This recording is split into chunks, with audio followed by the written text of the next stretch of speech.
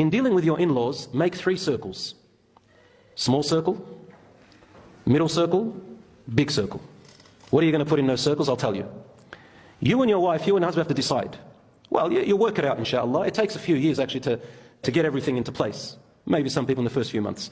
The small circle on the inside are only for the husband and wife. They are the husband and wife's privacy.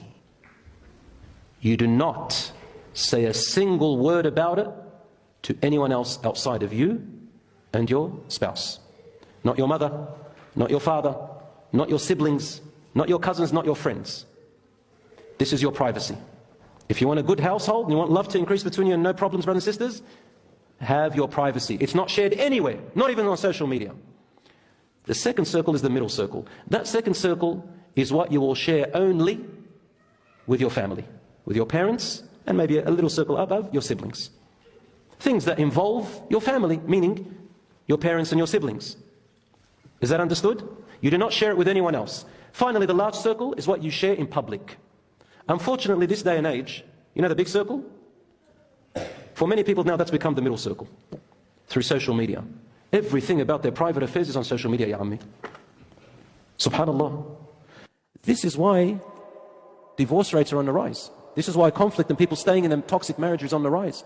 Because you share all your private affairs with everybody. Then people come in and get involved. You're the one who invited them. I don't put the blame on people. I put the blame on you if you're one of them. There is a privacy. Once you share it with your mum and dad or your siblings, this is what happens. They start getting involved because you invited them. You need to draw the boundaries. And you need to tell your mother and father, for example, if they ask any questions about your privacy, say, I'm sorry, Mum, wallah, I love you. Kiss her on the forehead and say, Hada, this Allah subhanahu wa ta'ala has forbidden me. I don't want to talk about my family. She gets upset, she gets upset. Just because she got upset, it doesn't mean you have to all leave each other. No, you still come, you laugh, you smile, you kiss, you say, wallah, I love you, Mum. It doesn't mean, you still show her goodness, but you don't break, you don't give away. Same with your parents. So brothers and sisters, this is a very important advice. Number 2, this is a bad habit in couples when it comes to their parents and in-laws. They tell their parents and siblings everything. Every time they're upset with each other, they go and tell their sibling. He goes and tells his sister, she goes and tells her sister. They go and tell their mum and dad. Brothers and sisters, let me tell you something. Husband and wife will have conflicts all the time. And you guys are learning about each other. You'll probably resolve your conflict in 3 nights. But your parents, guess what? For the next year or 2, they're thinking about it. In fact, you would have probably placed an opinion in their head that your wife's a bad woman or her husband's a bad man. Do you understand what happens? Don't talk about everything to them and don't follow everything they tell you. Number 3, living separately. We said that. Live separately to your in-laws. Don't be too close. Trust me on that one. Get your privacy because it lessens your stress. Number 3, this is a very important point. Naming and raising your children. In some cultures, this is my culture, the parents of the son think that they have a right to oblige their son and their daughter-in-law to name their children by their parents, by their grandparents' names. A son, let's say a son has his first son. And he and his wife want to name him, for example, Muhammad. But the husband's father is Ahmed. And they don't want to name Ahmed.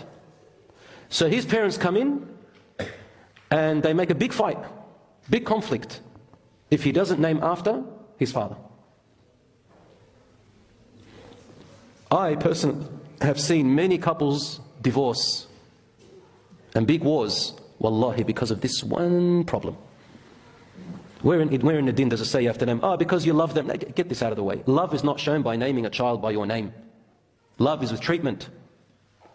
Wallahi, this culture has destroyed a lot of families. And some of them just accept it and they go with it, that's fine. The right of naming the child is for the mother and the father only. No one else.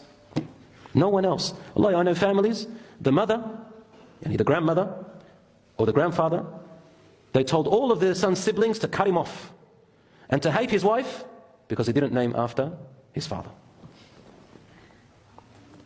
Isn't that a major sin? Yes, it is a major sin. Did the Prophet ﷺ name after his father or mother? Did any of the Sahabas grab this and say, name after? No. But then they come, it shows your love. Keep that aside. That's a culture. And anyway, that's the right of the mother and father. Lastly, when in-laws wrongfully involve themselves. Sometimes the husband or the wife don't know to listen to their wife or to listen to their mother, to listen to her husband, to listen to her father. My brothers and sisters, let me give you a formula to how to separate the two. Let's say you're the son and your mother demands something from you. This is how you look at it. If what your mother tells you to do, just to give you an example, mother tells you to do, is about you personally, then obey her. For example, she says, son, drink this milk that I made. Yeah, she must have. Or drink this sweet that I made. Eat it. Obey your mother and eat it, because that's you. Son, help me lift this thing up. Okay. Son, can you take me tomorrow, call the doctor for me, make me an appointment? Yes. But if she tells you to do something that involves something that is shared with your wife, then that is not her right. For example, she says, son, I want you to have your wife pregnant within the next 2 years. I want a grandchild. Wallahi, I've heard some parents that go, if it's not a son, it's not a grandson, I don't want it. Wallahi, I've heard this. If it's not a grandson, I don't want to see it. Yani, how far do you go?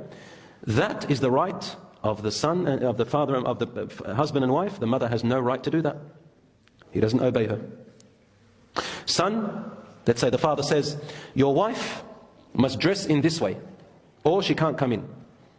That's between the husband and wife. A brother or a sister says, your wife should be working here, not there. That's none of their business. None of their business whatsoever. Let's say the family comes together and they say, listen, we've all made a donation box, everybody's going to take part. All right. The siblings can take part, but their husbands and wives, they don't have to. Nobody has the right to force them and say, why didn't they come in? And if they don't donate and do whatever the family did, they look at them funny. Every time they come in the house, her, him, they're stingy, they don't even take part, they don't love the family. Wallahi, this is haram. This is how you divide people. If you love your children, you love your siblings, get out of their business. Leave them alone. And if they do that to your brother and sister, khalas, have a distance. Have a distance between you and them, because you don't want to destroy your family. Don't cut them off, but have a distance. Even if it means the son just goes and visits his parents, and the wife from time to time. Doesn't matter. Sometimes they say, your wife has to help in the house, the parents' house, just like your sister-in-laws do. Now, if that's a custom and a tradition, it'll be nicer for the wife to help out of her own goodwill, but she's not obliged. And I say to my sisters and brothers, no, help your in-laws. Do good things, because you're building the love anyway. But what I'm saying is that when it comes to a point where it becomes like a force and the wife or the husband, they're tired, they're being oppressed, well, you can back off, you don't have to. And lastly, the cultures and customs, I said it, help each other, inshallah. Finally, brothers and sisters, marriage is about harmony, love, and getting together. Be good to your in-laws. Be good to your sister-in-laws, your brother-in-laws. Be good to your wife and husband's family. Be good to each other.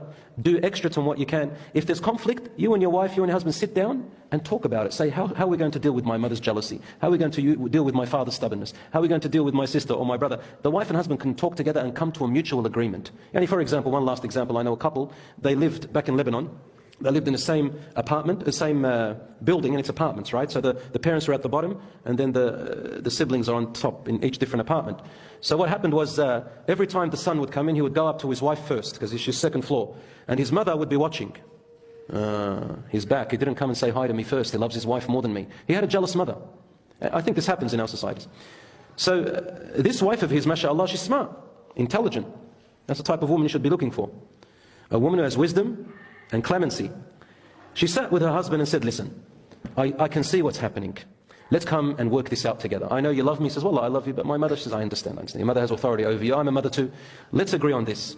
She said, whenever you come here, go to your mother first. Sit with her, have a couple of bites if she made anything, laugh with her, joke with her, and tell her how much you love her. Spend about half an hour, and then come to me for the rest of the day. He did that. Wallahi, it solved their problem. So sometimes you've got to deal with people in a smart way according to their personalities. You can't change a person, change your approach somehow, but without losing your connection, without losing your rights, at least your spouse's rights or something.